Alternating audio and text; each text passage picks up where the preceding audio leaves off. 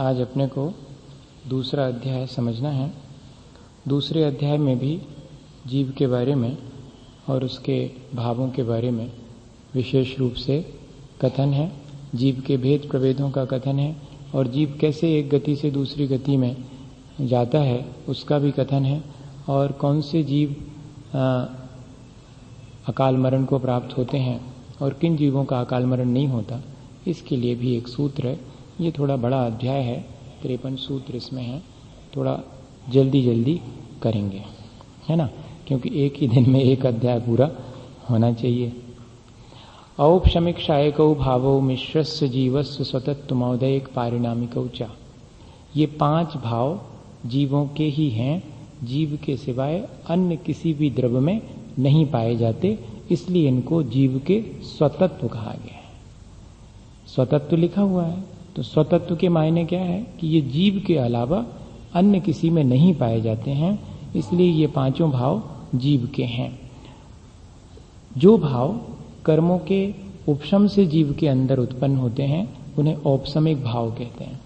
जो भाव कर्मों के क्षय होने पर उत्पन्न होते हैं वे क्षायक भाव कहलाते हैं, और दोनों की मिली जुली स्थिति जो बनती है वो मिश्र भाव कहलाते हैं। कुछ प्रकृतियों के उदयाभावी जो क्षय है और सदअवस्था रूप उपशम और देशघाती प्रकृतियों के उदय, इससे जो भाव बनते हैं वो सब क्षयोपशमिक भाव कहलाते हैं। और कुछ भाव हैं जो कि जीव के कर्म के उदय में होते हैं, वे सब औदैक भाव कहलाते हैं, और स्वभाव से जो भाव होते हैं वे पारिणामिक कहलाते हैं। इनमें किसी भी कर्मों के उपशम, क्षय और क्षयोपशम की आवश्यकता नहीं होती। अब थोड़ा सा समझें कि उपशम किसे कहते हैं। जब कोई भी कर्म एक निश्चित समय के लिए एक निश्चित प्रक्रिया के द्वारा उदय में आने से रोक दिया जाता है, उसे कहते हैं उपशम। मोहिनी कर्म के साथ उपशम की व्यवस्था है और किसी कर्म के साथ नहीं है। तो अपने अंदर दर्शन मोहिनी और चारित्र मोहिनी, दर्शन मोहिनी किसे कहते हैं? जो हमारी श्रद्धा को विकृत करे वो दर्शन मोहिनी, जो हमारे आचरण को विकृत करे वो चारित्र मोहिनी। कषाएं सब चारित्र मोहिनी है और मिथ्यात्व इत्यादि ये सब दर्शन मोहिनी है। तो इस मोहिनी के उपशम से जो भाव उत्पन्न होते हैं वे सब औपशमिक भाव कहलाते हैं। क्षायक भाव कौन से कहलाते हैं? जो कर्मों का आत्मा में से जब अत्यंत अभाव हो जाता है उस समय जो उत्पन्न होते हैं वे क्षायक भाव कहलाते हैं। और क्षयोपशमिक भाव गुणों के आंशिक प्रकटीकरण को क्षयोपशम कहते हैं। जैसे कि अपन लोग जान रहे हैं, अपने को थोड़ा बहुत ज्ञान है, वो सब क्या कहलाएगा? हमें उसका क्षयोपशम हुआ। जितना कर्म का आवरण हटा और जितना कर्म का क्षयोपशम हुआ उतना अपन को ज्ञान प्राप्त हो गया। ज्ञानावरण का जितना क्षयोपशम हुआ अर्थात आंशिक रूप से जितने गुण प्रकट हुए, एक सरल परिभाषा है। वैसे तो जो है क्षयोपशम की परिभाषा कठिन है कि सर्वघाती प्रकृतियों के उदयाभावी क्षय, उनके सदअवस्था रूप उपशम और देशघाती प्रकृति के उदय होने पर जो भाव बनते हैं वे क्षयोपशमिक कहलाते हैं। पर एक सरल परिभाषा गोमट सार जी में जी दी है कि अपने अंदर जितना गुणों का प्रगटीकरण होता है वो क्षयोपशम कहलाता है। तो उससे जो भाव उत्पन्न होते हैं वो सब क्षयोपशमिक भाव कहलाते हैं। और कर्म के उदय में होने वाले तो औदैहिक भाव हैं ही। उपशम कैसे होता है? तो एक उदाहरण दिया है कि जैसे पानी में बहुत मडी वाटर था, उसमें बहुत गंदगी थी और अपन ने फिटकरी वगैरह डाली तो वो सब सबसाइड हो गया, नीचे जाकर के बैठ गया। अभी उस पानी में हैं लेकिन पानी तो स्वच्छ हो गया, नीचे कचरा बैठा हुआ है, ये उपशम है। और अगर अपन उस पानी को दूसरे अच्छे बर्तन में निथार लें और कचरे को अलग कर दें तो वो जो स्थिति बनती है वैसी ही अपने भीतर कर्मों के क्षय से वैसी ही स्थिति बनती है। उस समय वो कहलाएगा क्षायक भाव। और उदय तो यही है कि पानी में जैसे मड, पानी में गंदगी घुली हुई है, उसी तरह अपने भीतर भी कोई ना कोई काषायक भाव उत्पन्न होते रहते हैं, वो सब औदैहिक भाव हैं। और परिणाम से होने वाले, बिना किसी कर्म के उदय, उपशम, क्षय, क्षयोपशम से होने वाले वो भाव पारिणामिक भाव कहलाते हैं। ये 5 भाव जीव के हैं। इनके बारे में डिटेल्स अब देखते हैं कि किसके कितने भेद प्रभेद हैं। द्विनवाष्टा दशैक विंशति त्रिभेदा यथाक्रमम। क्रम क्रम से कैसा लगाना? पांचों भावों में पहले जो भाव कहा औपशमिक भाव वो 2 प्रकार के हैं, और उसके बाद दूसरे नंबर पर क्षायिक भाव वो 9 प्रकार के हैं। तीसरे नंबर पर जो क्षयोपशमिक भाव हैं वे 18 प्रकार के हैं, औदिक भाव 21 प्रकार के हैं और पारिणामिक भाव 3 प्रकार के हैं। ये एक सामान्य सी चीज इस सूत्र से इतना मालूम पड़ गया। अब एक एक को फिर डिफाइन करेंगे कि वो जो औपशमिक भाव 2 हैं तो कौन कौन से हैं। सम्यक्त चारित्र्य, औपशमिक सम्यक्त और औपशमिक चारित्र। दर्शन मोहिनी कर्म के उपशम से उत्पन्न होने वाला औपशमिक सम्यक्त और चारित्र मोहिनी कर्म के उपशम से होने वाला औपशमिक चारित्र। इस तरह से ये दोनों ही भाव औपशमिक हैं, औपशमिक सम्यक्त और औपशमिक चारित्र। ठीक, क्योंकि एक ही मोहिनी कर्म है जिसका उपशम होता है, और तो किसी कर्म का उपशम हो जाए तो जीव ही ना रहे उतनी देर के लिए, तो ज्ञान का उपशम हो जाए अपन को तो जीवत्व का ही अभाव हो जाएगा।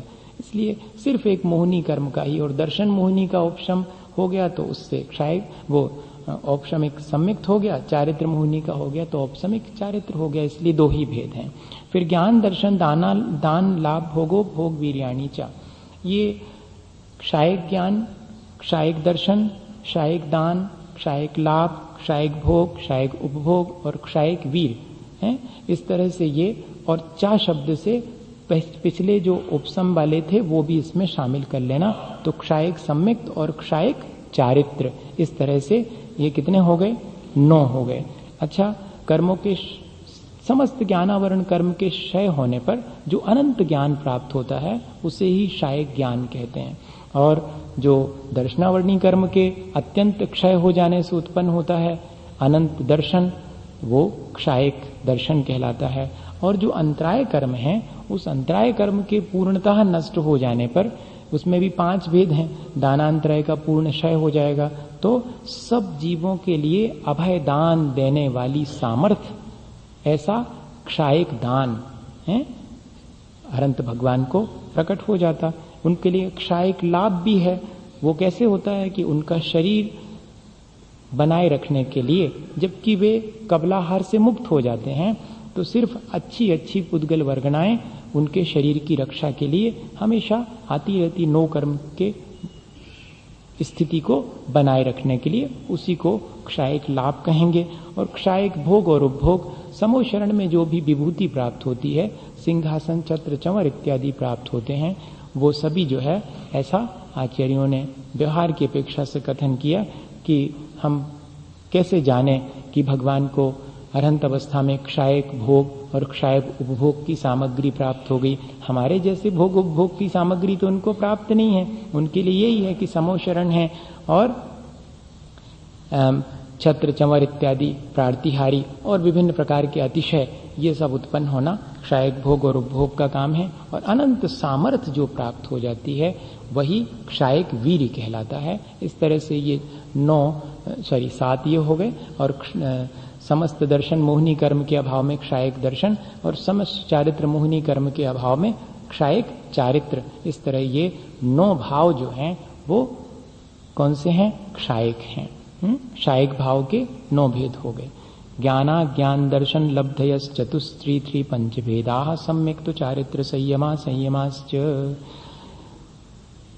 ज्ञान 4 प्रकार के हैं। यहां पर 5 क्यों नहीं लिए, क्योंकि केवल ज्ञान तो क्षायिक है और यहां अपन चर्चा कर रहे हैं क्षायोपशमिक की। तो मति ज्ञान, श्रुति ज्ञान, अवधि ज्ञान और मनः पर्याय ज्ञान, ये 4 ज्ञान कौन से हैं, क्षायोपशमिक ज्ञान हैं। और मति ज्ञान और श्रुति ज्ञान और अवधि ज्ञान अगर ये मिथ्यात्व के साथ हो तो इनको कुमति, कुश्रुत और कुअवधि कहते हैं। ये 3 भेद अज्ञान के हो गए। अपने यहाँ पर जो सम्यक दर्शन के साथ ज्ञान है उसे ही ज्ञान कहते हैं, बाकी सबको अज्ञान कहते हैं। तो ये कुमति, कुश्रुत और कुअवधि ये तीनों अज्ञान कहलाएंगे। ये भी तो क्षायोपशमिक ही हैं। इसलिए 4 ज्ञान और 3 अज्ञान। फिर दर्शन तो चक्षु दर्शन, अचक्षु दर्शन और अवधि दर्शन, ये तीनों ही दर्शन हैं। फिर उसके बाद लब्धियां तो दान, लाभ, भोगोपभोग और वीर, इनका क्षय हो जाने पर जो प्राप्त होती हैं वो अलग हैं, और यहाँ पर इनके क्षयोपशम से भी अपन को जो लाभ होता है, भोग की सामग्री मिलती है, दान देने की सामर्थ्य मिलती है, धर्म के कार्य करने की सामर्थ्य मिलती है, वो सब कैसे मिलती? इन्हीं अंतराय कर्म के पांचों भेदों के क्षयोपशम से। तो ये जो क्षयोपशमिक भाव हैं ये भी 5 हो जाएंगे। दान आदि जो लब्धियां हैं वो 5 हैं, ये सब क्षयोपशमिक भाव हैं। और फिर कह रहे हैं सम्यक्त, सम्यक्त में भी क्षयोपशमिक सम्यक्त होता है, और चारित्र मोहिनी का क्षयोपशम होने पर क्षयोपशमिक चारित्र होता है। और फिर उसके बाद 5वें गुण स्थान में जो संयम है वो भी क्षयोपशमिक भाव ही है। संयम क्यों है? क्योंकि त्रस्त जीवों के हिंसा का पूरी तरह से त्याग कर दिया है, लेकिन अभी स्थावर जीवों की हिंसा के बारे में त्याग नहीं है, इसलिए असंयम भी है, और त्रस्त जीवों की हिंसा का त्याग है इसलिए संयम है। ये दोनों से मिला जुला भाव है, संयम असंयम, इसलिए यह भी क्षयोपशमिक भाव है। इस तरह से ये क्षयोपशमिक भाव के भेद प्रभेद हो गए। इनके बारे में बहुत डिटेल अपन करेंगे तो एक ही सूत्र हो पाएगा, इसलिए एक रफ आइडिया अपने को हो गया कि ये इतने प्रकार के भाव क्षयोपशमिक हैं। गति कषाय लिंग मिथ्या दर्शना ज्ञाना संयता सिद्धलेशास चतुश्चतुश्रैकैकैक षड भेदा। ये 21 औदैक भाव हैं। चारों गतियां ये औदैक हैं। अपन फील करते हैं इस चीज का कि मैं मनुष्य हूं, ये गति नाम कर्म का उदय है, उसकी वजह से हमें ऐसी फीलिंग होती है कि मैं मनुष्य हूं। पशु को मैं पशु हूं ऐसी फीलिंग होती है, देव को मैं देव हूं ऐसी फीलिंग होती, नारकी को मैं नारकी हूं ऐसी फीलिंग होती है, ये कर्म के उदय में। इसलिए चारों गतियां औदैक हैं। और चारों कषाएं, मैं क्रोध रूप हो जाता हूं, मैं मान माया और लोभ रूप हो जाता हूं, वैसा ही मुझे फील होने लगता है, तब वो सब भी चारों कषाएं भी औदैक हैं। और मैं स्त्री हूं, मैं पुरुष हूं, या कि मैं नपुंसक हूं, इस तरह की जो फीलिंग है कर्म के उदय में, वो इसलिए तीनों वेद या तीनों लिंग ये भी औदैक भाव हैं। मिथ्या दर्शन ये भी औदैक भाव है। मिथ्यात्व के उदय में हमें मिसकॉन्सेप्शन या कि हमें सच्चे देवगुरु शास्त्र पर श्रद्धा नहीं हो पाती है, वही मिथ्या दर्शन उदय है कर्म का, इसकी वजह से ऐसा हो रहा है, ये भी औदैक भाव है। और अज्ञान, जितना अज्ञान है वो कर्म के उदय से तो है ही, जितना अपना ज्ञान है वो कर्म के क्षयोपशम से है, और जितना अज्ञान है वो सब कर्म के उदय से है, इसलिए अज्ञान को भी औदैक भाव माना गया। और असंयम, जितना अपन पाप कार्यों में लगे रहते हैं वो सब कर्म के उदय से, और जितना हिम्मत कर लेते हैं संयम प्राप्त करने की वो सब संयम असंयम, वो सब क्षयोपशमिक भाव हो जाता है। और बाकी तो जितना अपने अंदर असंयम का भाव है, विरक्त नहीं हो पाते हैं, वो सब कर्म के उदय से है। देखो, कर्म जो है वो हमें बाधक बन सकता है, और कुछ कर्म ऐसे हैं जो कि हमें उस तरह के भाव उत्पन्न करा सकते हैं। ये ऐसे ही भाव हैं जो कि हमें इस तरह असंयम भाव हमारे भीतर उत्पन्न कराने वाले हैं। और असिद्धत्व सारे कर्मों के उदय में ये उत्पन्न होता है, किसी एक कर्म के उदय में नहीं। जब तक कर्मों का उदय है तब तक सिद्ध अवस्था की अनुभूति नहीं होगी। यही असिद्धत्व भाव है जो कर्म के उदय में होता है। और 6 लेश्याएं, लेश्या किसे कहते हैं? कषाय से अनुरंजित जो अपने मन वचन काय की प्रवृत्ति होती है वो लेश्या कहलाती। लेश्या हमारी भाव दशा है, तो वो भी कर्म के उदय से ही होती है। इस तरह 6 लेश्याएं भी औदैक हैं। ऐसे ये 21 भाव हैं जो कि औदैक हैं। जीव भव्या भव्यत्वानि च, जीवत्व, भव्यत्व और अभव्यत्व। हमारे अंदर जीवपना है, उसके लिए किसी कर्म का उदय क्षय क्षयोपशम आवश्यक नहीं है। हम जीव हैं, हमारे अंदर जीवत्व भाव है, ये पारिणामिक है, सहज रूप से है, जीव के अंदर, हर एक जीव के अंदर रहेगा। बस इतना जरूर है कि कोई जीव जिसका कि मोक्ष होना संभव है वो तो कहलाएगा भव्य, ऐसा उसके भीतर भाव ही है। जो भव्य है वो हमेशा भव्य रहता है, ये ध्यान रखिएगा, कभी अभव्य नहीं होता। और जो अभव्य है वो हमेशा अभव्य ही रहेगा, कभी उसको चांसेस नहीं है कि वो भव्य होकर के और मोक्ष जा सके।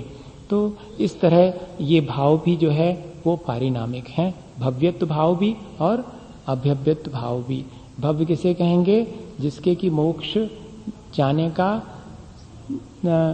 जिसके की मोक्ष पर्याय प्रकट होगी या जिसके सम्यक दर्शन इत्यादि प्रकट होगा, मैं वैसी परिभाषा नहीं बना रहा हूं कि जिसके अंदर मोक्ष जाने की सामर्थ्य है, वो थोड़ी बाधित हो जाती है। सामर्थ्य होते हुए भी निमित्त न मिले तो नहीं भी जाएगा। इसलिए ये परिभाषा है ठीक ठीक कि सम्यक दर्शन आदि प्रकट होने की, या कि मोक्ष प्राप्ति करने, जो मोक्ष प्राप्ति करेगा या जिसको मोक्ष प्राप्त होगा या जिसको सम्यक दर्शन इत्यादि प्राप्त हो जाएगा वो भव्य है, और जिसको प्राप्ति नहीं होगा वो अभव्य है। कुछ ऐसे भी भव्य होते हैं जो कि अभव्य के समान होते हैं, जिनके अंदर सामर्थ्य तो होती है सम्यक दर्शन इत्यादि की और मोक्ष की प्राप्ति की, लेकिन कभी उनको वैसा निमित्त नहीं मिलता जिससे कि वे अपनी उस सामर्थ्य को प्रकट कर सके। देखिएगा, प्रोबेबिलिटी है लेकिन पॉसिबिलिटी नहीं है।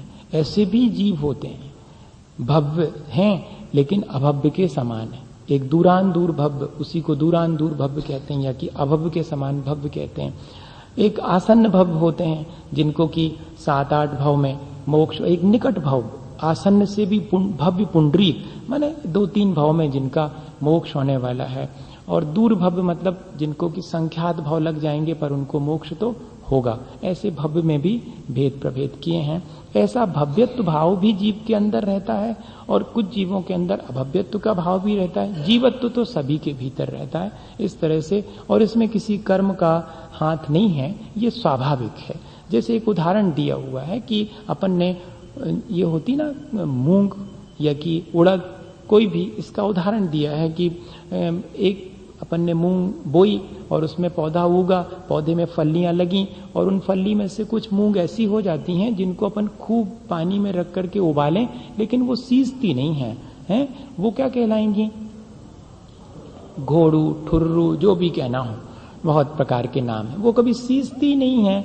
ऐसी भी, अब वो कहां से आ गई?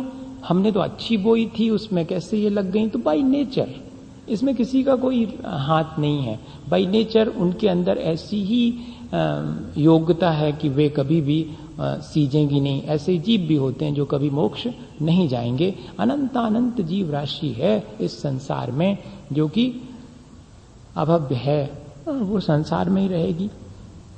अब जो है ये तो जीव के 5 भावों का वर्णन हो गया जो कि सिर्फ जीव में ही पाए जाते हैं, अन्य किसी द्रव्य में नहीं पाए जाते।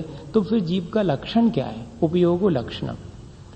उपयोग जीव का लक्षण है। उपयोग के मायने हैं कॉन्सियस, आज की भाषा में कहेंगे उसको कॉन्सियस। जैन दर्शन की भाषा में कहेंगे जानने देखने की सामर्थ्य का नाम उपयोग है। चैतन्य अनुविधायी परिणाम उपयोग, जो चेतना के साथ साथ होने वाले परिणाम हैं, हमेशा रहते हैं, उसे ही उपयोग कहेंगे। वो 2 प्रकार का होता है।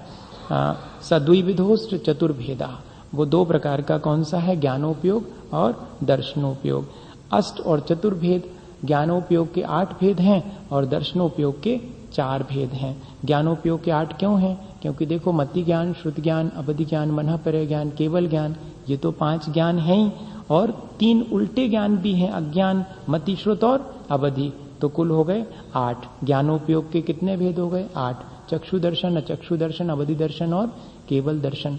असल में ज्ञान से पहले जो सामान्य प्रतिभास होता है उसे दर्शन कहते हैं। जस्ट सी, किसी भी चीज को अपन सबसे पहले जो देखते हैं, चाहे अपन आंखों से देखें चाहे छू करके देखें, अपन ऐसा कहते हैं कि हमने छू के देख लिया, तो छूने में भी देखना शब्द जुड़ा हुआ है। हमने चख के देख लिया, हमने सूंघ के देख लिया, हमने सुन के देख लिया, सब में वही देखना शब्द आता है। तो वो दर्शन एक जस्ट सी, पहले जो अपन की दृष्टि पड़ती है या जो भी चीज अपने कांटेक्ट में आती है, तो सबसे पहले जो फीलिंग होती है, जो एक प्रतिभास होता है सामान्य, वो कहलाता दर्शन। उसके बाद जो विकल्प होता है कि क्या है, वो कहलाता ज्ञान।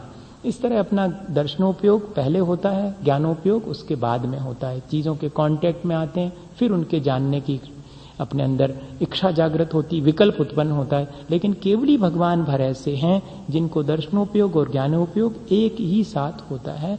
उन्हें उसके लिए कोई अलग से एफर्ट नहीं करना पड़ता, दोनों चीजें एक साथ साइमल्टेनियस होती हैं। अपन को डिफरेंट टाइम में होता है, समय का भेद हो जाता है। तो चक्षु दर्शन तो समझेंगे कि जब अपन किसी भी चीज को आंख से देखते हैं तो जो सामान्य प्रतिभास है वो चक्षु दर्शन, और बाकी इंद्रियों से जब अपन उसको टच करके, सूंघ करके, चख करके देखते हैं उसके वो कहलाएगा अचक्षु दर्शन। और अवधि दर्शन, अवधि ज्ञान से पहले होने वाला सामान्य प्रतिभास और केवल ज्ञान से पहले होने वाला सामान्य प्रतिभास, ये अवधि दर्शन और केवल दर्शन। इस तरह से ये ज्ञानोपयोग और दर्शनोपयोग हो गए। फिर कोई पूछता है कि ये बात तो समझ में आ गई कि जीव का लक्षण क्या है, तो जीव की वैरायटी कौन सी है। ये पूरा एक तरह का बायोलॉजी है, इसमें बॉटनी और जूलॉजी दोनों चीजें हैं। आज अगर इसको थोड़ा सा क्लासिफिकेशन साइंस के हिसाब से डिफाइन किया जाए तो बहुत सिमिलरिटीज हैं, पर इतना वक्त नहीं है कि अपन इन सब पे विचार करें, पर करना चाहिए विचार। इसके लिए विचार करना चाहिए कि जिससे हमें विश्वास जमे और हमें अपने धर्म पर गौरव उत्पन्न हो। गौरव उत्पन्न होने से भी हमारी दृष्टि निर्मल होती है, हमें सम्यक दर्शन होता है। ये कठिन होने के बाद भी हमें इस बात का गौरव हो कि हमारे यहाँ पर ये सारी चीजें राई रत्ती दिव्य ज्ञान के द्वारा पहले से जानी गई, यानी केवल ज्ञान ही यहाँ पर प्राप्त करने योग्य है। ऐसा अगर अपने भीतर आ जावे तो उससे सम्यक दर्शन की प्राप्ति होती। इसलिए इसको इस दृष्टि से भी जानना चाहिए। दो प्रकार के जीव हैं यहाँ, इस संसारिनो मुक्ताश्च, संसारी और मुक्त। जो जन्म मरण का अनुभव करते हैं, सुख दुख का अनुभव करते हैं, वो सब संसारी हैं, और जो जन्म मरण से पार हो गए हैं वे सब मुक्त जीव हैं। मुक्त जीव दो प्रकार के होते हैं। नहीं, अभी पहले वो नहीं कह रहे हैं। वैसे अपन आगे जाकर के मुक्त जीव के बारे में तो ये कुछ कहेंगे नहीं, संसारी जीव के बारे में कहेंगे। मुक्त जीव जो है वो दो प्रकार के हैं, अरहंत और सिद्ध, सकल परमात्मा और निकल परमात्मा। शरीर सहित भी हैं और शरीर से रहित अवस्था भी है। मुक्ति जीव के बारे में इतना ही है। इसके बाद जो संसारी जीव हैं उसमें दो प्रकार के हैं, समनस्का मनस्का। संसारी जीव कुछ मन वाले हैं और कुछ बिना मन वाले। मन किसे कहते हैं? संकल्प विकल्प के जाल का नाम मन है। जो शिक्षा उपदेश और आलाप ग्रहण करे उसका नाम मन है, या जो हे उपादेय का विवेक रख सके उसका नाम मन है। मन की तीन परिभाषाएं जैनाचार्यों ने बनाई हैं, उसमें से अपन को यहाँ पर कौन सी लेना है?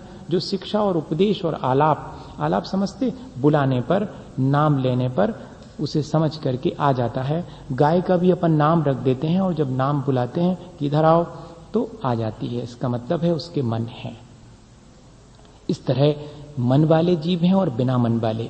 एक इंद्री से लेकर के और असंगी पंचेंद्री तक सभी जीव बिना मन वाले हैं। पंचेंद्री में जो है कुछ मन वाले हैं और कुछ बिना मन वाले। एक इंद्री से चार इंद्री तक तो डेफिनेटली बिना मन वाले ही हैं। पांच इंद्री में दो भेद हो गए, एक मन वाले और एक बिना मन वाले। यहाँ पर सामान्य रूप से कह दिया कि मन वाले जीव हैं और बिना मन वाले जीव हैं। बिना मन वाले एक इंद्री से लेके असंगी पंचेंद्री और संगी पंचेंद्री जीव भर हैं जो कि मन वाले हैं।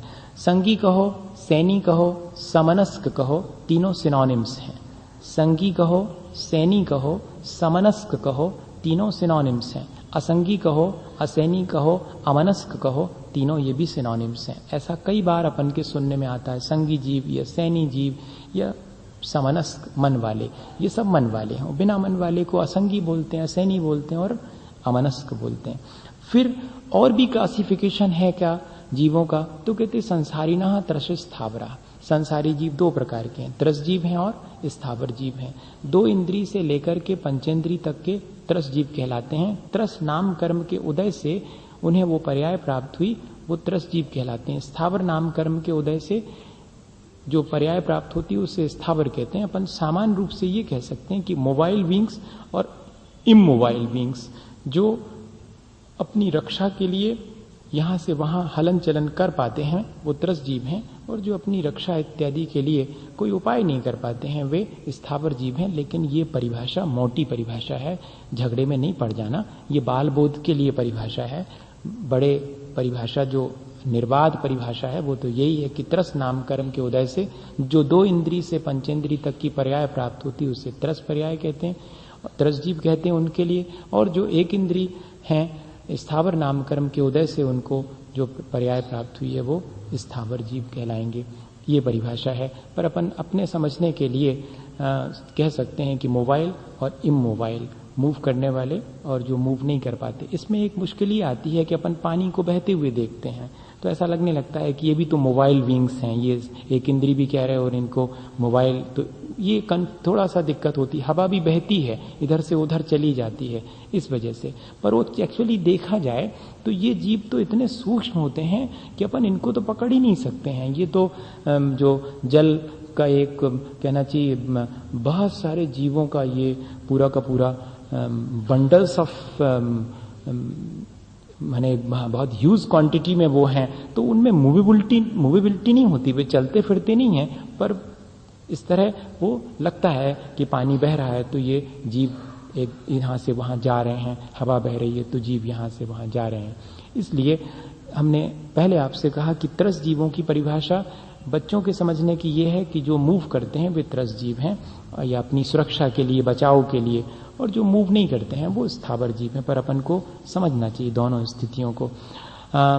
स्थावर जीव कौन से हैं? त्रस जीवों का डिटेल है। स्थावर जीव के लिए एक सूत्र में काम चलने वाला है, इसलिए पहले स्थावर की चर्चा कर ले रहे हैं, जबकि कहा यह था कि दो प्रकार के, त्रस और स्थावर। स्थावर को पहले ले रहे हैं क्योंकि एक सूत्र में काम चल जाएगा, बाकी फिर त्रस जीवों का डिटेल है।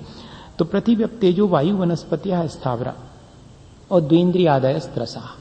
पृथ्वी, जल, अग्नि, वायु, वनस्पति हैं, ये सब जो है स्थावर जीव हैं। ये एक इंद्री हैं, इनके एक ही सेंस ऑर्गन है, सिर्फ स्पर्शन इंद्री है, इसलिए ये स्थावर जीव एक इंद्री वाले 5 हैं। पृथ्वी भी एक इंद्री है, पृथ्वी ही जिसका शरीर है वो पृथ्वी का एक है, जल ही जिसका शरीर है। इस पर जब साइंटिस्ट से बात करें तो उनको बहुत आश्चर्य होता है कि क्या ऐसा भी हो सकता है कि अग्नि ही जिस जीव का शरीर हो वो अग्नि का एक ऐसा भी जीव है? क्या वायु ही जिसका शरीर है वो वायु का एक? वनस्पति के बारे में तो ठीक है कि वनस्पति ही जिसका शरीर है, ये तो मोटा हिसाब है, दिखने में आता है। बाकी तो बहुत मुश्किल है उन चीज़ों को डिफाइन करना, पर फिर भी साइंस ने थोड़ी सी कोशिश की है और इन जो स्थावर हैं उनको पकड़ने की कोशिश की है। अपन लोग ये जो कहते हैं ना, इस बात के अब दिन लद गए, इस बात को कहने में कोई औचित्य नहीं है कि इतने हजार जीव होते हैं जल में। वो जो दिखने वाले जीव हैं वो तो उससे, जल से अलग ही हैं। जल अपने आप में जीव है, जल में क्या जीव अपन कहेंगे? वो तो जीव जो आपको उसमें जल में है उनको तो आपने काउंट कर लिया, पर वो जल का एक थोड़ी है। जल का एक जीव को तो आप काउंट ही नहीं कर सकते, सेंस ऑर्गन से आपके पकड़ में आने वाले नहीं है वो। इसलिए एक बूंद में इतने जीव होते हैं, ये कहने में कोई विशेष तथ्य नहीं है, ये कोई बहुत साइंटिफिक बात नहीं है। वो तो अंगुल के असंख्यात में भाग अवगाहना वाले कितने जीव होंगे उसमें, एक बूंद में जल का एक, उसको तो कोई काउंट ही नहीं कर सकता है।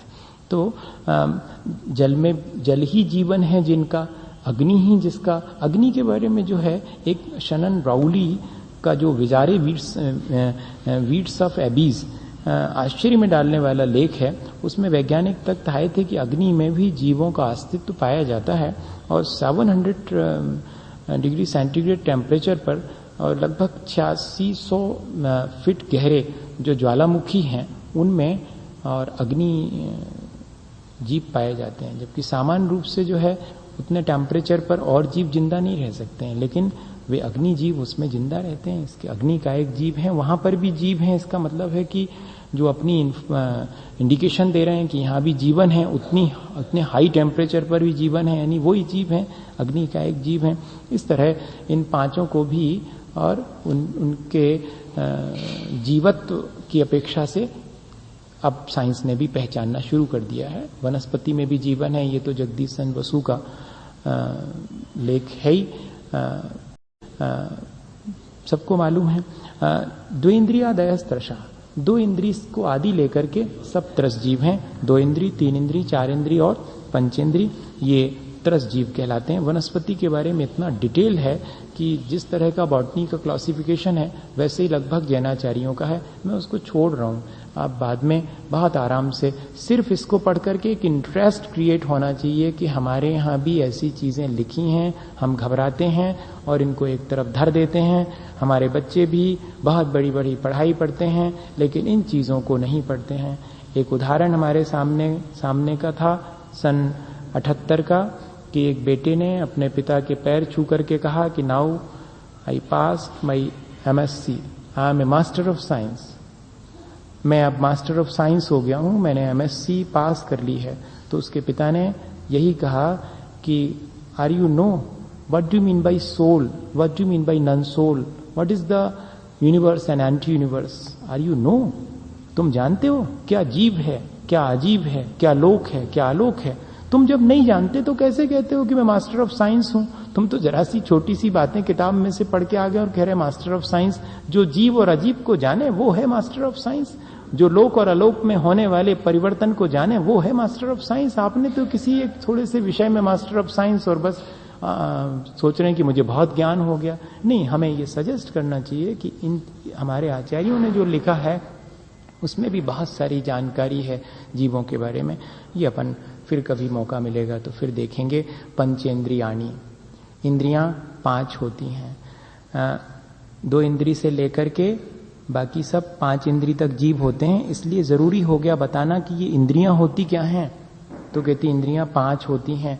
आत्मा की पहचान के चिन्ह को इंद्री कहते हैं, ऐसी परिभाषा इंद्री की बनाई है। वो 2 प्रकार की होती हैं, निवृत्ति उपकरणे द्रव्येंद्रियम, लब्धुपयोगौ भावेंद्रियम। निवृत्ति और उपकरण ये द्रव्येंद्री कहलाती है। निवृत्ति किसे कहते? संरचना को। जो इंद्रियों के आकार के आत्म प्रदेशों की संरचना अपने भीतर है वो कहलाएगी आंतरिक निवृत्ति। और बाह्य में जो पुद्गल के स्कंधों का, आंख का ऐसा शेप जो बना हुआ है, पुद्गल स्कंध उसके चारों तरफ हैं, वो कहलाएगी बाह्य निवृत्ति। ये द्रव्येंद्री है। और एपरेटस क्या कहलाएगा? उसके उपकार करने वाला, इस संरचना का उपकार करने वाला। आंखों में काला और सफेद जो रेटिना है वो क्या है? वो उपकरण है जिसके माध्यम से हम देखते हैं, और वो भीतरी उपकरण होगा। बाहर में जो पलकें हैं और ये बरौनियां जो उसके ऊपर की हैं, ये सब बाह्य उपकरण कहलाएंगे। ये पूरी की पूरी द्रव्येंद्री है। कई बार इसमें कोई डिफेक्ट हो जाता है, लेकिन भीतर की जो भावेंद्री है वो बरकरार रहती है। तो किसी को दूसरी आंख चेंज करके लगा दो तो दिखने लगता है, लेकिन जिसके भीतर क्षयोपशमी ना हो तो ये तो खिड़की है, खिड़की में से क्या दिखाई पड़ेगा? द्रव्येंद्री खिड़की की तरह है, उसमें देखने वाला जो है वो भावेंद्री, जो कि लब्धि और उपयोग रूप है। लब्धि के मायने होता है क्षयोपशम की ज्ञानावरण कर्म के क्षयोपशम को ही लब्धि कहते हैं। जानने की जो सामर्थ्य है वो कहलाएगी लब्धि। और द्रव्येंद्री की रचना के लिए जो हमारे आत्मा के परिणाम हैं जिस तरह के होते हैं वो कहलाता है उपयोग। इस तरह दोनों प्रकार से इंद्रियों की संरचना होती है। कितना सूक्ष्म है, अपन तो आज साइंस एक शेल भी नहीं बना सकता इस बॉडी का। सोचिएगा, इसमें मानते जरूर हैं कि कितने 10 खरब कोशिकाएं इसमें है, लेकिन एक भी शेल, एक भी कोशिका आज का साइंस नहीं बना पाए। इन सब चीजों को आप ट्रांसप्लांट कर सकते हैं, लेकिन आप कहीं एक आंख बना करके लगा दें, उससे ठीक वैसे ही एपरेटस तक नहीं बना पा रहे हैं। भीतर का क्षयोपशम तो बिल्कुल अलग चीज है। इसके मायने हैं कि अत्यंत सूक्ष्म चीज है। इस सब की जानकारी ये जो जिनने जाना है वो ज्यादा साइंटिस्ट हैं, या कि जो सिर्फ इतना ट्रांसप्लांट कर देते हैं वो साइंटिस्ट माने जाएंगे? आप एक बना के तो बताएं कि कैसे ये बना हुआ है, कैसी इसके भीतर की संरचना कैसे बनी होगी, आत्म प्रदेश और पुद्गल की संरचना कैसे हुई होगी। तो ये अपने यहाँ पर अब इस पर विशेष काम होना जरूरी है, लेकिन इस पर कौन करे? बहुत जब स्टडी करे कोई और उतना क्षयोपशम उसका हो, तब इन चीजों के डिटेल्स और आज की भाषा में इनको कन्वर्ट कर सकें। अपनी तो ये टेक्निकल भाषा है कि भैया लब्धि उपयोग भावेंद्रियम, निवृत्ति उपकरणे द्रव्येंद्रियम। अब क्या समझ में आएगा अगर कोई नहीं बताए तो। पर अगर थोड़ी सी कोशिश करें इन सब चीजों में भी अपने को समझ में आएगा कि कितना सूक्ष्म ज्ञान है। और आपने तो ये तो बता दिया कि 2 प्रकार की इंद्री होती है, एक द्रव्येंद्री है और एक अंदर जो क्षयोपशम है वो भावेंद्री है। लेकिन ये होती कितनी है, इनके नाम कितने हैं? अगर 5 हैं तो कौन कौन सी हैं? पंचेंद्रियाणी 5 हैं, तो इनके नाम कौन कौन से हैं? स्पर्शन रसन घ्राण चक्षु श्रोत्राणी, स्पर्श रसगंध वर्ण शब्दास तदर्था। स्पर्शन इंद्री, रसना इंद्री, घ्राण इंद्री, चक्षु इंद्री और श्रोत्र इंद्री। जो स्पर्श छू करके जाने किसी चीज को वो स्पर्शन इंद्री, जो चक करके जाने वो रसना इंद्री, और जिसके द्वारा गंध का ज्ञान हो वो घ्राण इंद्रिय, और जिसके द्वारा रूप को देखा जा सके वो चक्षु इंद्रिय, और जिसके द्वारा सुना जा सके वो शब्द इत्यादि जिसके विषय बनते हैं वो कर्ण इंद्रिय कहलाएगी। इस तरह से 5 इंद्रियां होती हैं। ये इंद्रियां भी ऐसी हैं कि 2 अगर होंगी तो स्पर्शन और रसना होगी, 3 होंगी तो स्पर्शन रसना और घ्राण होंगी, 4 होंगी तो स्पर्शन रसना घ्राण और चक्षु होंगी, 5 होंगी तो ये पांचों कर्ण और इसमें जुड़ जाएगी। ऐसा नहीं कि एक हो तो आपको कान मिल गए, ऐसे नहीं चलेगा काम। एक अगर इंद्रिय है तो स्पर्शन इंद्रिय मिलेगी, यहीं से स्टार्ट होगा, क्रम यही रहेगा। ये विशेष ये भी एक तरह का साइंस है, बताइएगा। नहीं है ये आपको एक इंद्रिय है तो कौन सी वाली है कि स्पर्शन ही होगी, 2 हैं तो ऐसा नहीं हो सकता कि आपको स्पर्शन मिल गया और घ्राण मिल गई, नहीं, स्पर्शन और रस नहीं मिलेगी। ऐसे ही जीव देखने में आते, किसी जीव को ऐसा नहीं देखने में आता है कि स्पर्शन है और चक्षु इंद्रिय मिल गई और बाकी 2 नहीं है उसके, है क्या ऐसा कोई जीव? नहीं है।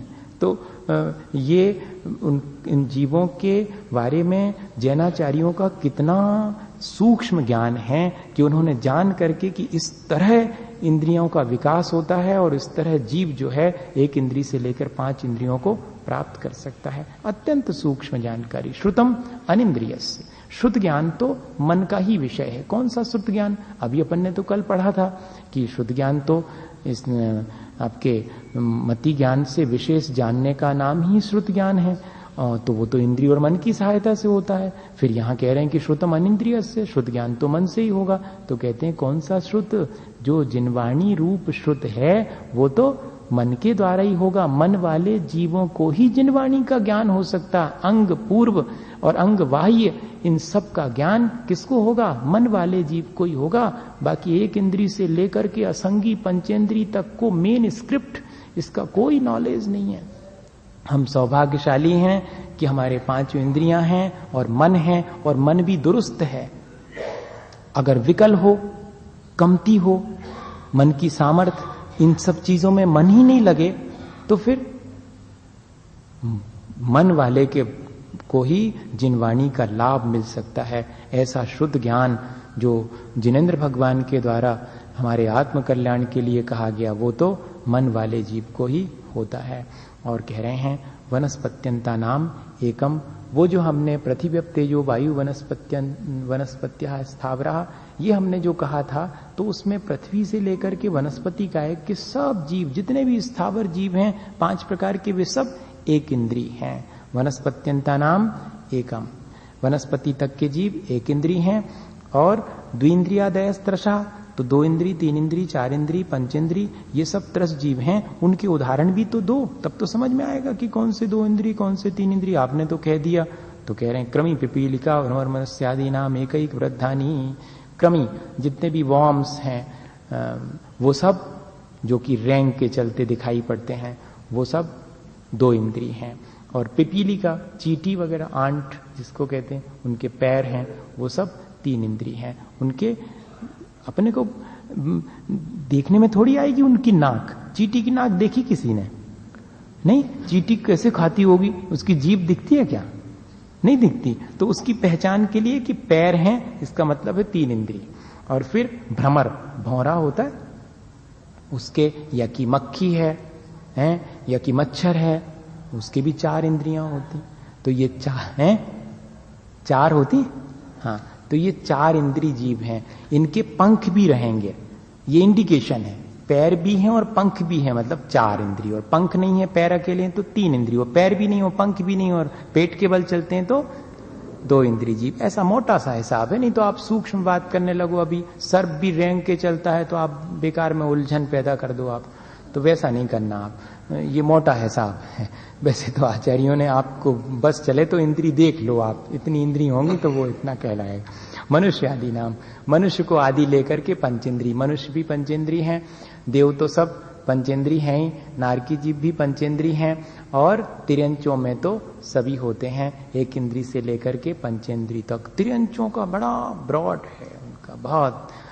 मनुष्य 1 इंद्रिय 2 इंद्रिय नहीं होते। मनुष्य तो जब भी होएगा तो पंचेंद्रिय होगा, चाहे सम्मूर्छन वाला भी जन्म वाला क्यों ना हो, वो पांचों इंद्रिय और मन वाला ही होगा। असंगी भी नहीं होएगा, बिना मन वाला भी नहीं होएगा।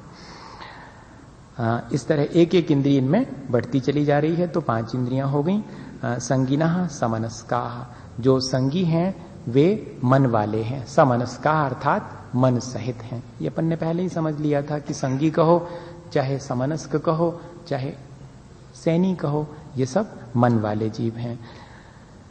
जो विचारवान हैं, अपन ऐसा भी कह सकते हैं, जो विचारवान हैं वो संगी है। और जो विचार ही नहीं कर पाते हैं, जिनके अंदर सोचने विचारने की और अपने भले बुरे की पहचान ही नहीं है, जो शिक्षा और उपदेश ग्रहण नहीं कर पाते हैं, वो सब बिना मन वाले जीव हैं। अपन का सौभाग्य है कि अपन शिक्षा और उपदेश ग्रहण कर पाते हैं। मन होते हुए भी जो शिक्षा और उपदेश ग्रहण ना करे तो उसको क्या कहेंगे कि भैया आप हो तो मन वाले लेकिन शिक्षा और उपदेश कुछ भी ग्रहण नहीं करते आप, तो आपके मन का होना नहीं होना व्यर्थ हो गया है। तो कई बार जब स्तुति पढ़ते हैं तो उसमें सैनी होके भी असैनी है, मतलब संगी होकर के मन वाले होकर के भी काम तो ऐसा कर रहे कि जिनवाणी नहीं सुन रहे, जिनवाणी नहीं सुहारी। इसका मतलब है कि आप में और बिना मन वाले में कोई ज्यादा अंतर नहीं। आपको मन मिला और आपने जिनवाणी का अध्ययन ही नहीं किया तो फिर कोई आपके मन को पाने का कोई लाभ आपको नहीं हुआ। इसलिए पहले के लोग हमेशा चाहे 4 लाइनें पढ़ो जिनवाणी की खोल करके, इन आंखों से वे शब्द देख लो, इस मुख से उसका उच्चारण कर लो, कानों से उनको सुन लो, 4 लाइन जरूर से पढ़ना, फिर दूसरे काम करना। क्योंकि हमें मन मिला है, जिनवाणी का अभ्यास हम ही कर सकते हैं और किसी के बस का नहीं है। तो अपने मन का सदुपयोग यही क्या, ऐसा अपन बच्चों को सिखाते हैं क्या? अपने घर में बिठाल करके 5 मिनट तो निकालना चाहिए। वो यहां तक नहीं आ पाते हैं तो आपके पास तो बैठ सकते हैं सुबह शाम, क्या आओ बैठो हम बताते हैं तुम्हारे कल्याण की बातें। अपन को अपनी को फुर्सत नहीं है, ना अपन को खुद भी मालूम नहीं है, तो उनको क्या बताएं। वो अगर पूछते भी तो अपन कहते हैं तुम हमें नहीं मालूम, तुम्हें जैसा करना वैसा कर, ऐसे करके क्रॉस बहुत तुम तंग बहुत करते हो, ऐसा कह देते। नहीं, ये सब चीजें बताना चाहिए कि देखो तुम्हें मन मिला है और मन का सदुपयोग करो। 4 लाइनें धर्म की भी पढ़ा करे और बड़ी पढ़ाई के लिए तो हमने तुम्हें सब फैसिलिटीज दी हैं, हम तो तुम्हारे लिए सब चीजें करने तैयार हैं, लेकिन थोड़ा सा तो पढ़ो, 4 लाइन पढ़ो भले। और खुद भी अगर वैसी आदत डाल लें, एक नियम ले लें अपन, जैसे इतने लोग बैठे हैं तो अपने मन ही मन में कि अपन 5 मिनट निकालेंगे। कभी भी फैमिली मेंबर्स एक साथ नहीं बैठते, ये बड़ा मुश्किल है। सारे लोगों का एक कोई टाइम तो फिक्स होना चाहिए कि जिसमें 5 लोग हैं, फैमिली में 4 लोग हैं, तो वो एक साथ बैठेंगे और 9 बार नमोकार पढ़ेंगे और जाओ अपने अपने काम में लग जाओ, खत्म। लेकिन वो 2 मिनट तो एक साथ बैठेंगे। मां के मुख से सुना हुआ नमोकार मंत्र बेटे का कल्याण करेगा, और मां के हाथ से खाया गया भोजन, मातृ हस्तेन भोजनम मातृ मुखेन विद्या, उसका कभी संसार में पतन नहीं हो सकता। जिसने मां के हाथ का बना भोजन किया वो मां के मुख से जिनवाणी सुनी है, उसका आत्म कल्याण नियम से होगा। लेकिन आज जो है ये चीज बहुत कम हो गई। इसको जब पढ़ता हूं तो लगता है कि हमको इतनी क्षमता प्राप्त हुई, लेकिन उस क्षमता का हम सदुपयोग ही नहीं करते, ना दूसरे को सजेस्ट करते, प्रमोट भी नहीं करते हैं। अभी कल बच्चे कह रहे थे कि आप हमको बहुत प्रमोट करते हैं तो हम लोग इतना कुछ कर पा रहे हैं, लेकिन हमको कोई प्रमोट ही नहीं करता, हमको कोई पढ़ने को कहते ही नहीं। वो कहता भी है तो डांट डपट के कहता है, प्यार से तो कोई कहता नहीं कि देखो हम पढ़ा देंगे, आओ बैठो हमारे पास, हम बताते हैं कैसे। कैसे नहीं बनेगा, नहीं बनेगा, हम बताएंगे। के माध्यम से अपना भी होता है, अपना नहीं हो ऐसा नहीं है। अपन जब पढ़ के सुनाएंगे, एक भर फैमिली हमने देखी जिनमें उनके 98 साल के दादाजी, उनका 72 साल का बेटा, उनका 52 साल का बेटा, उनका 25 साल का बेटा और उनका भी 1.5 साल का बेटा, ये सब उनने देखे। और सब एक साथ, उनके घर की परंपरा रही कि बैठे हैं 98 साल के दादाजी सबसे बड़े, उनके साथ वो अपने बेटे के साथ बैठ के नमोकार पढ़ेंगे, उनका बेटा बाजू में, उनका बेटा बाजू में, 1.5 साल का वो भी बैठा हुआ, वो लिटा हुआ वहां पर। बोलो सब नमोकार। 72 साल के होगे तुम, होगे हमारे लिए तो बेटे हो, 99 साल के हम बैठे, हमारे बेटे हो तुम अपने बेटे को डांटो, हम तुम्हें भी डांट सकते हैं। चलो बैठो, समय हो गया, 7 बज गए, सब आओ। ये चीज कैसे डेवलप होनी चाहिए, हो सकती है, कोई ऐसा नहीं, अगर अपन सोच लेवें तो अपने मन का सही सदुपयोग तो तभी कहलाएगा। इस तरह अपन ने संसारी जीवों के बारे में चर्चा कर ली। लेकिन ये संसारी जीव एक गति से दूसरी गति में जाते होंगे तो क्या प्रक्रिया रहती होगी, ये कौन बताएगा? अपन को तो दिखते नहीं, यहां से मर गया, कहां चले गए, अपन रो रहे हैं, धो रहे हैं कि अब कहां चले गए होंगे। और अगर अपन को ये मालूम पड़ जाए कि वहां जाकर के और अपना नया शरीर बनाने लगे और नया शरीर बना के उत्पन्न भी हो गए और अपने दूसरे संसार में रच पच गए, तो तो अपने को बड़ा संतोष हो जाएगा कि हाँ ठीक। लेकिन इतना ज्ञान है ही नहीं अपने पास में, तो थोड़ा सा ज्ञान आचार्य भगवंत दे रहे हैं कि जब अपन ट्रांस माइग्रेट करके एक गति से दूसरी गति में जाते हैं तो क्या स्थिति बनती है।